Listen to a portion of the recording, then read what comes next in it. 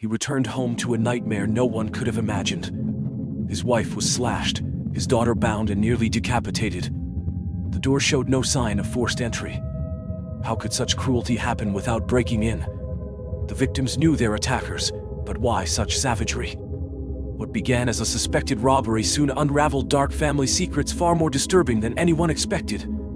Could you live in a place stained by horror? And what if the evil was closer than you ever dared to believe? The real nightmare began on the morning of April 5, 1933, deep in Monterrey's heart. The city buzzed with growth under the fierce northeast sun, its light relentless against stone and dust.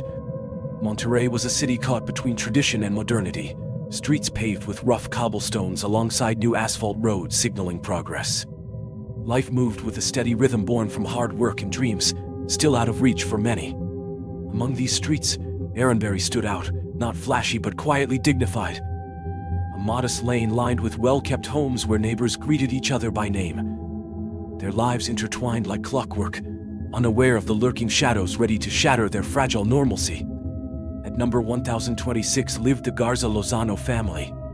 Their house was simple, painted in soft hues, a sanctuary that seemed impenetrable to outside harm. Inside lived two women bound by blood and routine. Antonia Lozano Garza, a widow of 54, carried herself with quiet strength. Her hands were roughened by years of labor and endurance, shaping their home with resilience born from hardship. She was a calm matriarch, whose presence filled the rooms with steady order and warmth, a mother and wife devoted beyond words. Her daughter Florinda, just 23, embodied youth's promise. Vibrant and full of life under her mother's protective gaze, she was a flower yet to fully bloom. Their days passed with domestic chores, sewing garments for themselves or neighbors, reading magazines, or sharing whispered secrets with friends. Routine wrapped them in safety, a shield against any hint of darkness. But darkness waited patiently. As the afternoon sun dipped low, painting Monterrey's sky in fiery oranges and purples, Delfino Montemayor set out for home. Near 60 years old, his face bore honest fatigue earned through decades providing for his family. His footsteps echoed on Aramberri's cobblestones as a gentle breeze stirred the dry earth scent around him. The city breathed softly, distant tram sounds, street vendors calling out, dogs barking faintly, all part of the daily symphony leading to the warmth of home. In his mind danced images of Antonia preparing dinner and Florinda's laughter filling the rooms ahead. Nothing warned him of the horror waiting beyond his doorstep. When he reached 1026 Aramberri Street, an eerie silence greeted him instead of lively voices or cooking smells. The windows reflected twilight like vacant eyes staring back. A strange heaviness settled in his chest, a chill rising without explanation. His anxiety prickled as he fit his key into the lock. The door opened too easily, no resistance from the bolt or familiar click announcing his arrival. A detail so small it barely registered then, soon to haunt investigators forever. Inside was suffocating stillness. The thick air choked every sound beneath fading light slipping through curtains. Shapes blurred into shadows growing deeper by the second. Then came the smell, faint at first but swiftly growing sharp and metallic, a sickly sweetness invading his nostrils that took precious moments for his mind to place. In a dimly lit room where sunset bled red across cold tiled floors lay Florinda's body, the young woman whose life had blossomed only weeks before now, reduced to a lifeless heap. She was tied up brutally, her limbs bound tight with ropes that bit into her skin, and blood pooled beneath her in chilling contrast to pale tiles. Antonia was nearby too, her fate sealed in violence too terrible to comprehend. How could this happen inside a home that once felt so safe? What horrors did these walls now hold? The questions clawed at Delfino's heart as he stood frozen amid shadows that swallowed every hope he carried home that day. Why would someone so close bring such devastation? Who could commit acts so merciless knowing their victims by name? The mystery spiraled deeper than theft or random rage. This crime exposed wounds hidden within family ties themselves. Can you imagine facing such horror where love should protect? Would you find courage or crumble beneath unbearable truth? As night crept closer over Monterrey's streets, investigators arrived drawn by whispers spreading fast through neighborhoods once peaceful and secure. They found scenes not just of violence but messages buried beneath, a brutality meant to shock, confuse, terrify. The absence of forced entry suggested betrayal from within trusted circles, rather than strangers lurking outside. Every detail told stories darker than daylight could reveal, shadows cast longer than any street lamp's glow. What secrets lay tangled in Garza Lozano blood? Why did death come dressed not as stranger but as familiar face? These questions begged answers no one dared speak aloud, yet feared might destroy everything left standing after tragedy struck. Do you think justice can heal wounds carved so deep? Or do some horrors leave marks no law can erase? Stay close, because this is only the beginning of a story where every truth uncovered brings new chills down your spine and forces us all to question how well we truly know those closest to us. The horror was far from over. Delfino's legs trembled as he took another step into the darkness of his own home. The stench of blood thickened, wrapping around him like a suffocating shroud. Each breath burned his lungs. His heart pounded wildly, threatening to burst free from his chest. What nightmare was this? How could this be real? In the center of the living room lay Antonia, her body broken and lifeless. Her neck bore the same cruel, precise cut as Florinda's, an executioner's mark that spoke of cold, remorseless intent. The carpet beneath her was soaked in blood, spreading slowly like a dark tide swallowing all signs of life. Signs of a desperate struggle surrounded her. A chair lay overturned with a violent crash, shards of porcelain from a shattered vase scattered across the floor. The rug was twisted and displaced, all whispering of a final futile resistance against an implacable force. Delfino felt a cold wave sweep over him, freezing every fiber of his being. This was no ordinary crime. No break-in gone wrong.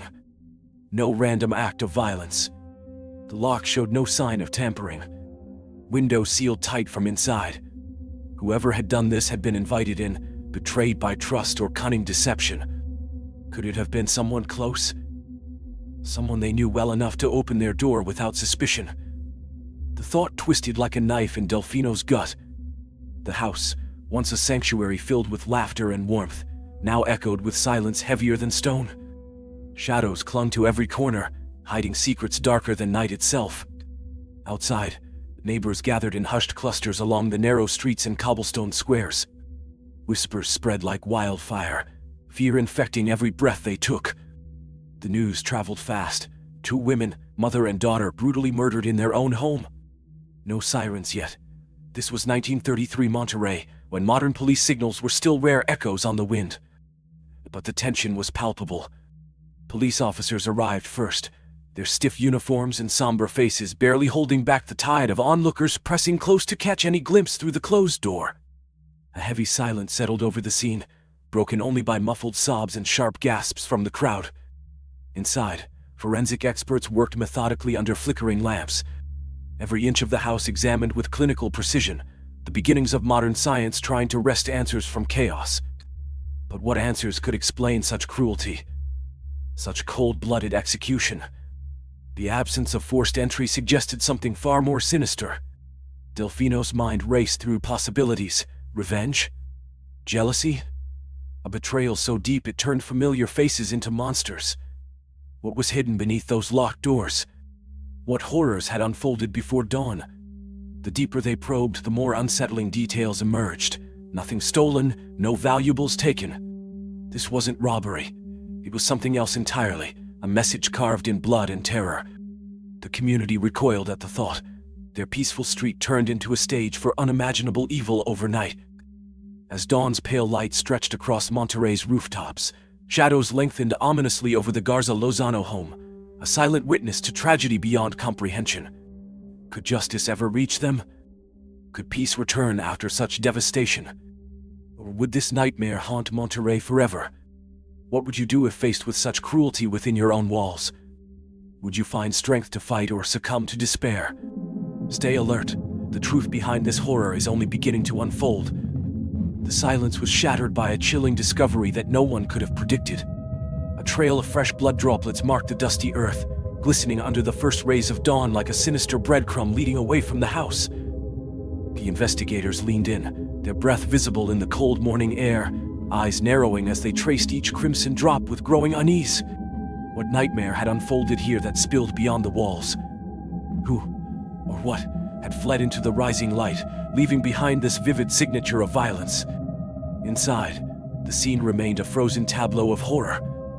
Antonia Lozano lay motionless on the worn tile floor, her life extinguished by a savage slash across her throat.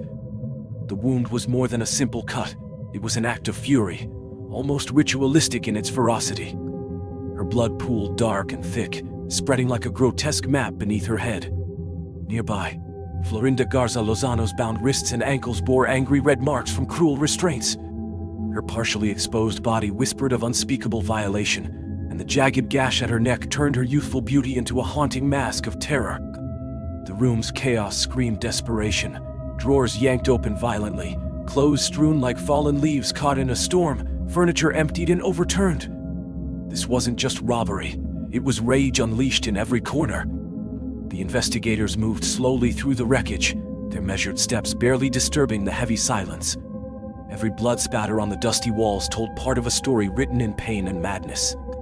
Fingerprints caught in the dawn's weak light spoke silently of frantic escape or calculated cruelty. Rumors swirled among neighbors about a hidden fortune, a treasure whispered to be concealed within these walls for generations. The missing sum of 3,500 pesos was enormous for its time, representing a lifetime's savings in silver and gold coins. Tales of jewelry embedded deep in furniture or secret compartments filled gossip with envy and greed. Could this brutal massacre be tied solely to avarice? Was this treasure worth such savagery? Yet as evidence piled up, something did not fit the neat theory of a cold-blooded theft. The sheer brutality defied logics. A simple robbery wouldn't need such viciousness.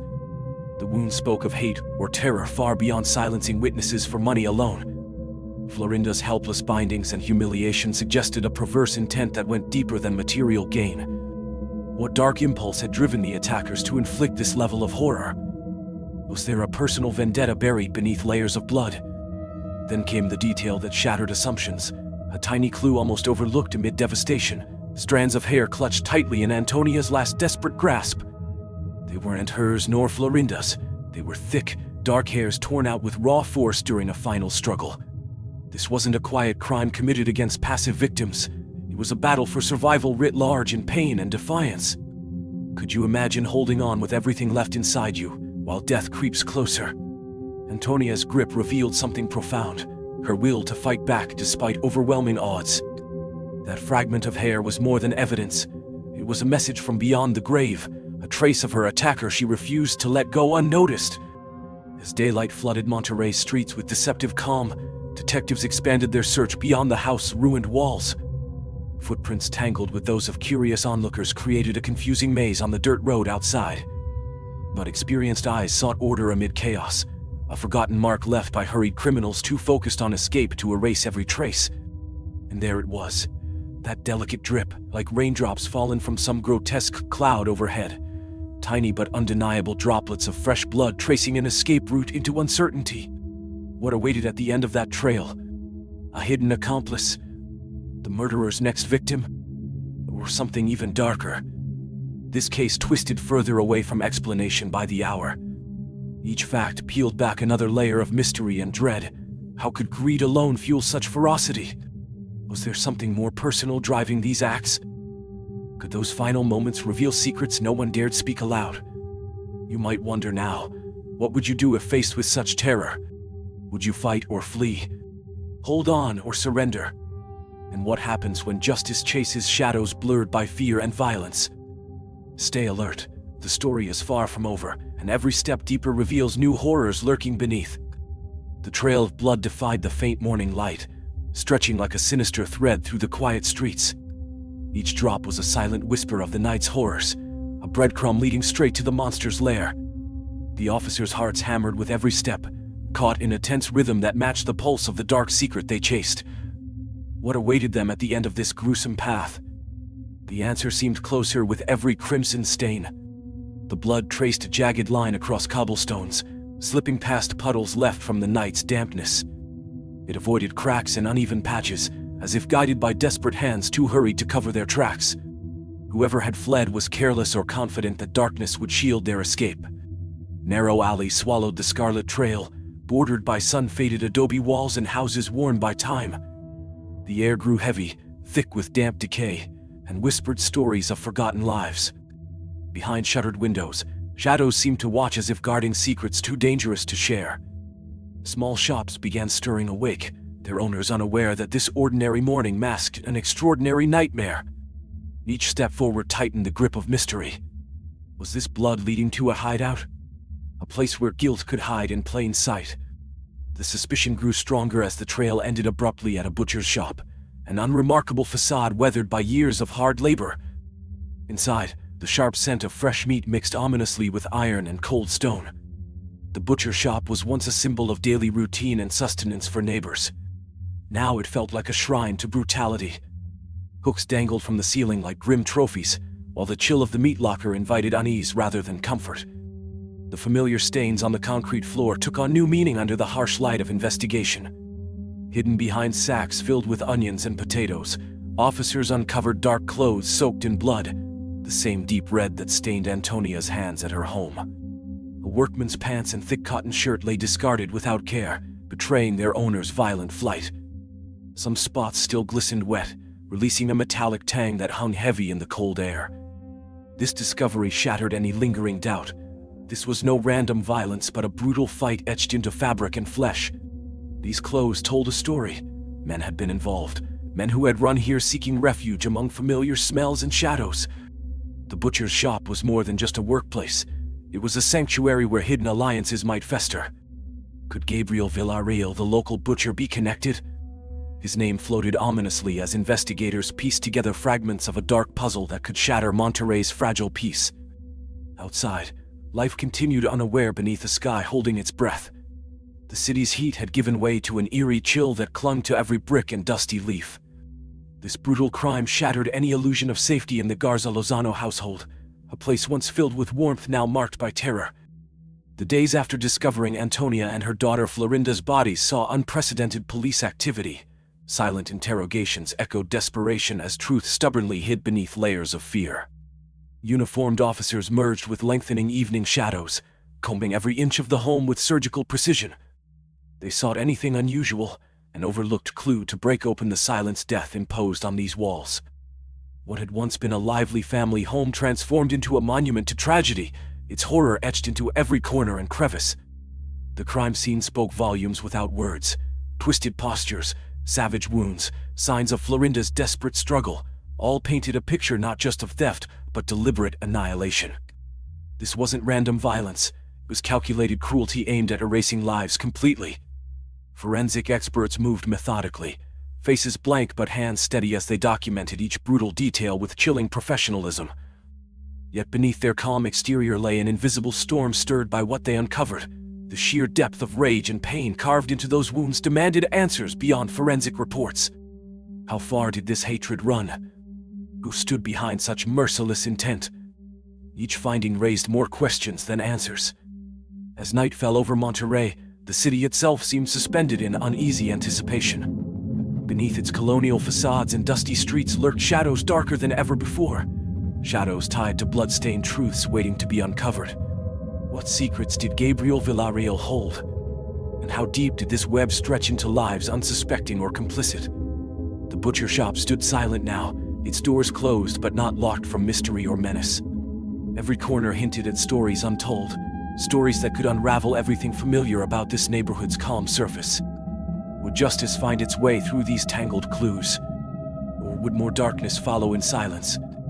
Can you imagine walking those same streets, knowing danger lurks just beyond what your eyes can see? What would you do if you found yourself chasing shadows stained with so much pain? Hold on tight, because this nightmare is far from over. What if the worst betrayal came from within the family itself? The clean, deadly cut on Antonia's neck was chilling evidence of a calculated murder. Florinda's bindings told a story of forced captivity and suffering. Her clothes showed signs of a violation that added a cruel layer to the horror. Every physical clue was a silent piece of a grim puzzle, waiting to be placed in the larger picture. At first, investigators thought it was a robbery gone wrong. But those initial assumptions began to crumble as they uncovered strange details that didn't fit a random crime. This wasn't just theft. Something darker lingered beneath the surface, a malevolence that whispered through the crime scene. What kind of evil hides behind such cruelty? Detectives focused their attention on those closest to Antonia and Florinda, neighbors, employees, suppliers, anyone connected recently to them. They combed through records with ruthless precision, searching for a link, a motive. One name kept surfacing: Gabriel Villarreal, the local butcher. A man between 30 and 40, known for his steady presence in the neighborhood. Friendly, familiar, almost part of daily life for the Garza Lozano family. His appearances on suspect lists seemed routine at first, a formality in any thorough investigation. Yet as testimonies piled up and were cross-checked like fine surgery, Gabriel's image shifted. He wasn't an outsider breaking into a home by force. Gabriel was trusted, visiting often not only for business but as a near friend. He chatted casually with Antonia on her doorstep and shared light moments with Florinda in the store. That comfort made his presence normal, even welcome. But now it turned sinister. The front door showed no signs of forced entry. No broken locks or shattered glass to hint at violent intrusion. This meant the victims had allowed their attacker inside willingly, or at least didn't sense danger when opening their door. Gabriel's easy access transformed him from a mere acquaintance into the prime suspect, the wolf hidden in sheep's clothing who exploited trust to commit unspeakable acts. Day by day, pressure mounted on Gabriel as new evidence tightened the noose around him. Investigators showed no mercy, relentlessly scrutinizing every move he made. His once solid alibi began cracking under intense questioning. Small contradictions slipped through his statements like cracks in a facade. When confronted with timelines and facts, his evasive glances betrayed unease, a subtle fracture revealing shadows lurking beneath his calm exterior. Rumors spread too, though unofficial and unproven, tales of a parrot from La Thor that echoed through Monterrey's streets like ghostly whispers. The local gossip fed suspicion toward Gabriel well before any verdict was reached. People exchanged hushed voices and sidelong looks filled with judgment. How often does community intuition foresee truths that courts have yet to confirm? Then came an even darker revelation. Gabriel was not acting alone. His accomplices emerged suddenly, shaking both the investigation and Monterrey's fragile peace to their core. Emeterio Gonzalez and Pedro Ulloa stepped into view, men linked to the city's underworld with shady pasts and dangerous reputations. Emeterio, mid-30s with shifty eyes, and Pedro, around 30 with known criminal ties, were shadowy figures until this moment. Now they became key players in this nightmare plot alongside Gabriel. Their involvement painted the crime as more than impulsive violence. It was cold, calculated gang activity fueled by desperation or greed. The brutality was no accident. It was orchestrated. But nothing shocked witnesses more than hearing two names tied directly to Antonia's bloodline, her own family. Fernando and Heliodoro Montemayor, the nephews of Delfino Montemayor, Antonia's husband and Florinda's father. Young men in their 20s pulled into darkness by forces unseen until now.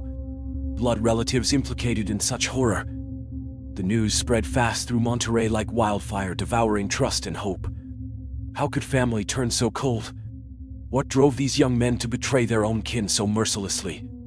The community reeled from this betrayal that twisted grief into disbelief. Every detail revealed dug deeper into a web of deception woven tightly around those who should have been safest inside their own home. Did desperation lead them down this path? Or something more sinister, a thirst for power or revenge? Questions swirled without answers as investigators pieced together this dreadful mosaic. Each testimony added another stroke of horror, painting a picture none wanted to see but all needed to confront. And still, shadows lingered. What else remained hidden beneath layers of lies? Have you ever felt the sting when someone you trust becomes your greatest threat? The story doesn't end here. It only grows darker as secrets unravel further. Stay close. More truth is coming that will shake everything you thought you knew about loyalty and betrayal. The nightmare wasn't just external. It had grown from within, a wildfire consuming any hope left. Imagine the horror when it was revealed that the monsters were not strangers but family. The very blood meant to protect had been poisoned by betrayal. Delfino Montemayor found his wife and daughter lifeless, but the worst blow was yet to come. The hands that tore his family apart belonged to his own nephews, young men he once trusted, perhaps even loved. How does one face a truth darker than death itself? This was no ordinary crime of greed. It was parricide, a desecration of sacred bonds. The community's faith in family shattered like glass underfoot. The Garza Lozano name, once respected and beloved, was now stained with an unhealable wound. The horror lay not only in blood spilled but in loyalty broken beyond repair. What drives someone to such depths? Was it desperation or pure malevolence? Whispers spoke of a hidden fortune, treasures locked away in the Garza Lozano home. Fernando and Heliodoro Montemayor, caught in a web spun by darker minds like Gabriel Villarreal, known as the Butcher, and his associates Emeterio Gonzalez and Pedro Ulloa, conspired in shadows. Their alliance birthed a massacre fueled by greed and resentment so fierce it drowned out all reason. Monterrey, a city haunted by its own dark legends, now carried a fresh scar, a story too close to home to ignore. How could blood turn against blood so easily? Family, the cornerstone of society, crumbled beneath the weight of mere coins. Nights grew colder, dreams twisted into nightmares filled with betrayal and violence. This tragedy etched itself deep into collective memory, a grim reminder that darkness often hides behind familiar faces.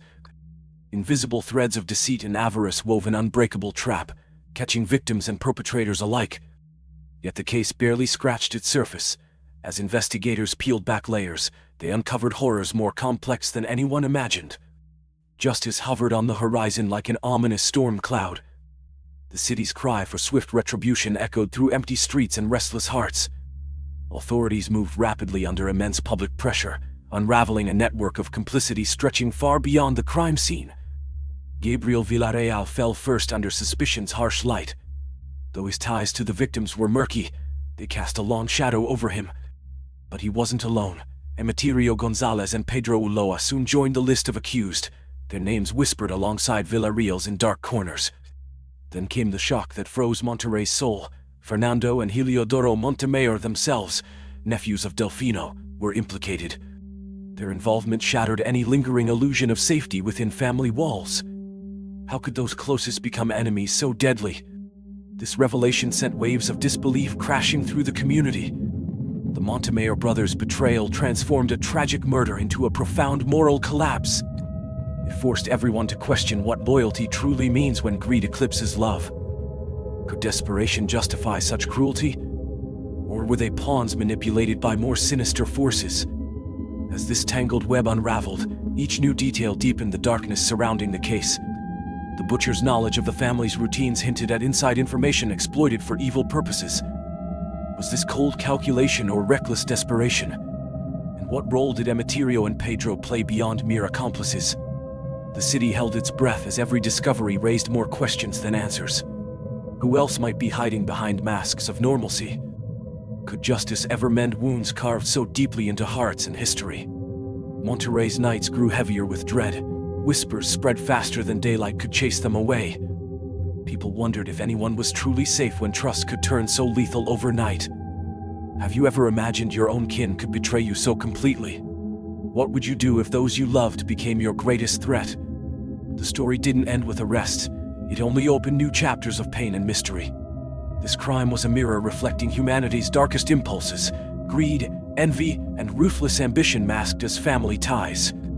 Now, as detectives follow leads illuminated by an unlikely witness, a green-feathered parrot whose strange testimony guided them through shadows, the truth edges closer. Each step forward reveals new horrors lurking beneath familiar faces. Monterrey waits anxiously for justice while haunted by memories no sentence can erase. The echo of betrayal rings louder than any verdict could silence. Will those responsible face their reckoning? Can a city heal when its foundation is shattered from within? Stay alert. This nightmare is far from over. What if the very blood of a family could turn against itself in the darkest way imaginable? The crime on Aramberri Street wasn't just a tragedy. It was a shockwave that shattered Monterrey's fragile trust. 5 men, bound by family ties, were arrested for a massacre so brutal it seemed almost unreal. The city, caught between fear and morbid curiosity, finally exhaled a shaky breath of relief. Could justice finally be within reach? Or was this only the beginning of a deeper nightmare? Interrogations began immediately. Behind closed doors and under the shadow of Topo Chico's dreaded cells, the 5 suspects endured relentless questioning. The air inside those walls was thick with despair, damp, musty, heavy with the cries of countless lost souls. Torture was whispered about like a dark legend, a known secret everyone feared but no one dared to expose. The authorities guarded their secrets tightly, releasing only bare-bones statements that fueled public anxiety and wild speculation. Then came the night that turned everything upside down, October 4th, 1933. Only days after their capture, the five men, Gabriel Villarreal, Emeterio Gonzalez, Pedro Ulloa, Fernando Montemayor, and Heliodoro Montemayor, were being transported back to Monterrey from Suazua. The convoy moved cautiously through winding desert roads where darkness merged with swirling dust. The wind howled as if warning of doom. Suddenly, what was meant to be a routine return became an event forever etched in Monterrey's collective memory. Authorities claimed the prisoners attempted an escape. They said these exhausted, heavily guarded men saw an opening and tried to flee into the surrounding wilderness. But does that sound believable? Could five men weakened by days of grueling interrogations really plan such a desperate breakout on a lonely road with no shelter around? The official story said the guards reacted instantly and mercilessly. Gunshots shattered the silence, a rapid burst of bullets tearing through night air before fading into cold dawn. When the echoes died down, all five suspects lay dead, riddled with bullets on barren ground like broken dolls discarded without mercy. The scene was cleared with unusual haste. Bodies removed quickly. Any evidence that might contradict the official version vanished, as if swallowed by shadows and silence. The government declared the case closed. Justice had been served through this final act. But did it really? The public doubt grew like wildfire. How could all five die simultaneously, with no survivors to tell their side? Why were there no witnesses or trials? Was this truly an escape attempt or something far more sinister? People whispered about extrajudicial executions, a grim cover-up disguised as self-defense. Could this swift justice have been an attempt to silence dangerous truths? Maybe truths too uncomfortable for those in power, truths threatening to expose deeper corruption or implicate influential figures protected behind closed doors. With their deaths, the murders of Antonia Lozano and Florinda Garza were officially closed by Monterrey's courts. For authorities, peace had returned, at least on paper. Yet the mystery thickened instead of fading away. The mute parrot that had sparked these events had played its strange role and gone silent once more. But questions remained unanswered. What really drove these killings? Was it simply family betrayal? Or were hidden forces pulling strings from behind the scenes? How much more were people willing to ignore just to keep appearances intact? The shadows still lingered over Aramberri Street and over Monterrey itself, as whispers spread through alleys and homes alike. Do you think we'll ever know the full truth behind these deaths?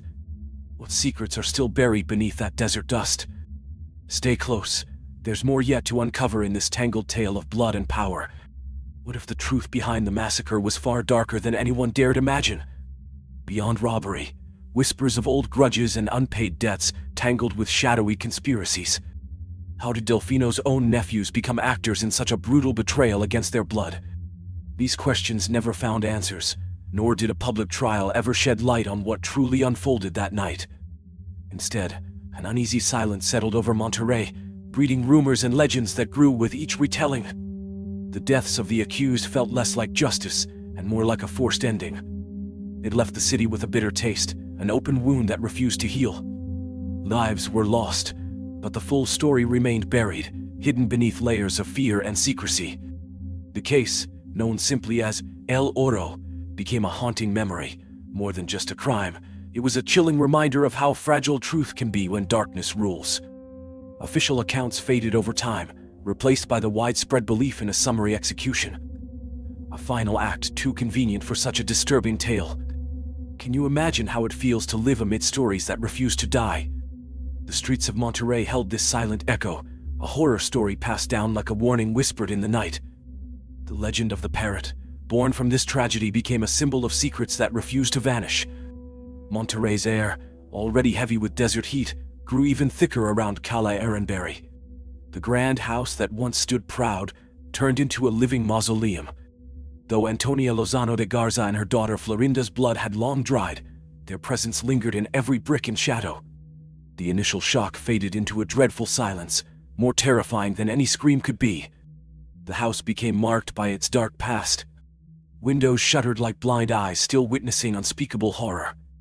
Its once polished facade began to crumble, mirroring the broken spirit within. No one dared live there long. Those few who tried were driven away by invisible forces, The house itself seemed to repel life. Have you ever wondered what it's like to feel watched by empty walls? Tenants fled, leaving belongings behind as if expelled by an unseen force. Strange things happened. Objects moved on their own, doors slammed without wind, lights flickered defying all logic. The house clung fiercely to its memories of death. Years deepened the legend. Neighbors who saw Delfino Montemayor arrive and discovered the bodies whispered of eerie phenomena beyond imagination. Faint female voices filled the night air, ghostly cries heavy with sorrow. Some claimed to feel cold breaths on their necks even in summer's heat, a chilling reminder that some spirits never rest. Others spoke of fleeting shadows darting near the property's edges, or the unsettling feeling of being watched through darkened windows sealed tight. But among all these tales, one stood out, the story of the family's parrot, the silent witness to that terrible night. This macabre yet poetic anecdote never appeared in official reports or court testimonies. Still, Monterrey embraced it like gospel truth. The traumatized bird supposedly repeated one horrifying phrase over and over, "Don't kill me, Gabriel." A last desperate plea recorded in its small mind. Imagine hearing those words echo through empty halls, an accusation from beyond the grave. What could they mean? Who was Gabriel? Was this cry for mercy or something more sinister? This parrot's voice became a chilling symbol of unresolved guilt and lingering horror. The house at Casa de Aramberri stood as a monument to tragedy and mystery, a place where justice seemed incomplete and truth forever elusive. Can you feel how those walls hold secrets too heavy to bear? This was no ordinary crime scene. It was a prison for ghosts and memories. With every passing year, the legend grew stronger, feeding local folklore and haunting dreams alike. People passed down stories not just about murder but about betrayal within bloodlines, about how darkness can consume even those closest to us. This is where history blurs with myth, the line between fact and fiction fading under layers of fear and sorrow. What really happened inside those walls might never be fully known, but its impact still ripples through Monterrey's soul today. And now I ask you, what would you do if faced with such unbearable truths hidden beneath familiar faces? Would you seek answers, or turn away from shadows best left alone? Stay close, because what comes next may reveal even deeper layers of deception, and perhaps expose new players in this deadly drama waiting just beyond the veil. The house whispered secrets no one dared to hear. Its walls, scarred and broken, held more than just dust and decay. They held the echoes of a nightmare that refused to fade. For decades, the Aramberri house stood sealed, a silent monument to horror in Monterrey's heart. Its paint peeled like old skin, revealing bare bricks thirsty for the truth. The garden was no longer a place of beauty but a tangled wilderness where wild roses turned to thorns and lavender drowned under weeds. A gnarled lemon tree stubbornly clung to life, its fruit a bitter reminder that some things never fully die. As daylight faded, the house transformed. Shadows lengthened and stretched across cracked windows, hiding whispers that only night could reveal. The oldest neighbors spoke in hushed tones about cries that shattered the silence at midnight. They told of restless shadows moving through empty rooms, and a woman in white standing on the balcony, her head twisted at an impossible angle as if her bones had betrayed her. Could you imagine seeing something so unnatural? What would you do if the wind itself froze as you passed by, as if afraid to disturb the house's dark secret? Time twisted strangely around this place. Clocks stopped, compasses spun wildly. Space and time seemed to warp inside those cursed walls. No one could explain it, but everyone felt it. The house was alive with something ancient and unforgiving. Over the years, the house became a magnet for those drawn to darkness, occultists, thrill-seekers, and desperate adventurers lured by stories of hauntings and black magic rituals. They slipped through cracks in history searching for forbidden knowledge or proof of the supernatural. Black candles flickered in shadowed corners. Strange symbols were scrawled on peeling walls. The yard bore gruesome signs, slaughtered chickens left as offerings or warnings. Explorers began recording their visits online.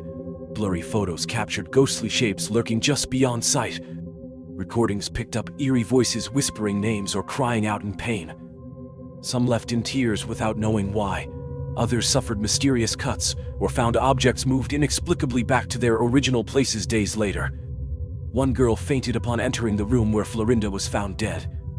A photographer's camera exploded after snapping a shadowy figure in the dining room. A neighborhood child claimed he spoke with the lady with sad eyes, watching from a window despite the house being abandoned for years. Another man discovered his own name written in ash on the bathroom mirror. How could that be possible? The legend grew like a living thing, feeding on fear and fascination alike. Attempts by local authorities to restore the property were met with strange setbacks. Tools vanished without trace. Workers fell ill for no reason. Cracks reopened after being sealed tight. Others quit mid-shift claiming they felt watched or heard footsteps above when no one else was there.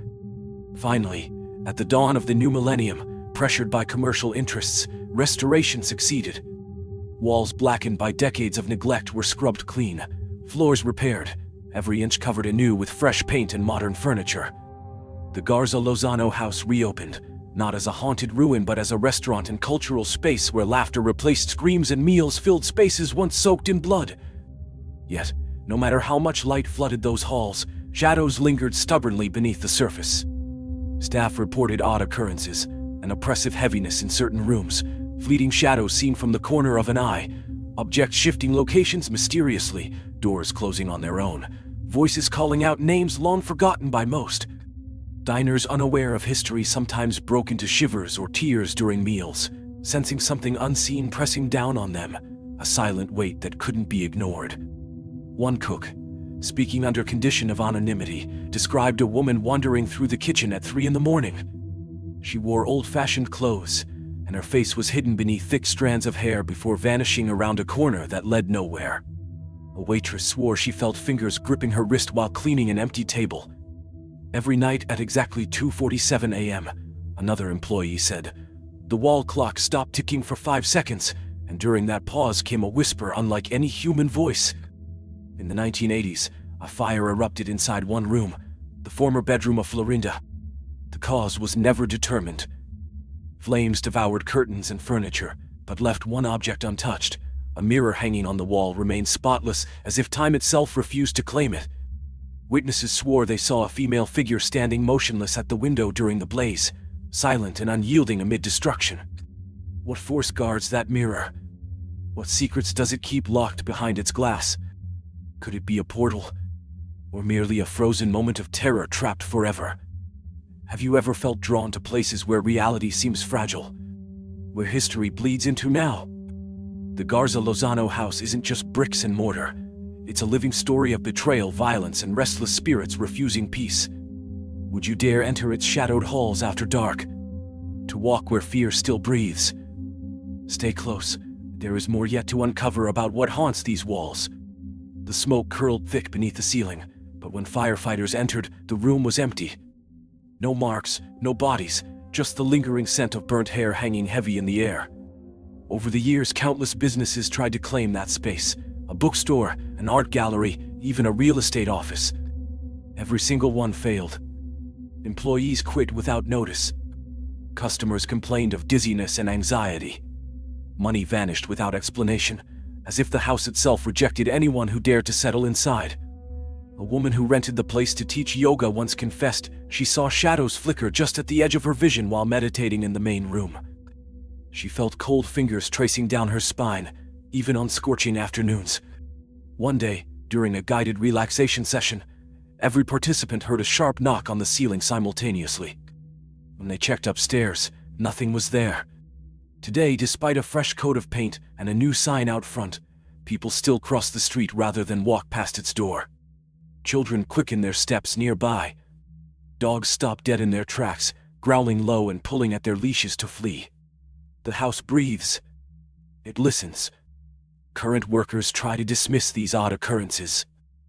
Still, some wear religious medals around their necks or quietly leave glasses of water and white flowers in corners. No one speaks openly about it, but everyone knows. Everyone has felt something, and no one wants to provoke what lingers inside. Some places cannot be cleansed by renovations or LED lights. Here, tragedy is etched into every beam and floorboard. The wood groans not from rot, but from memory. Every footstep echoes like a scream trapped behind those walls. The crime no longer headlines newspapers but lives on in whispers and creaks.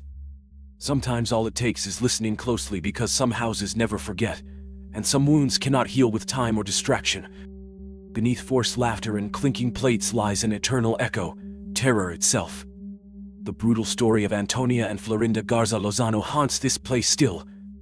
And then there is the strange detail of Later's parrot, a bizarre twist that pushes us to look beyond mere facts. What kind of mark does such horror leave when neither time nor progress can erase it?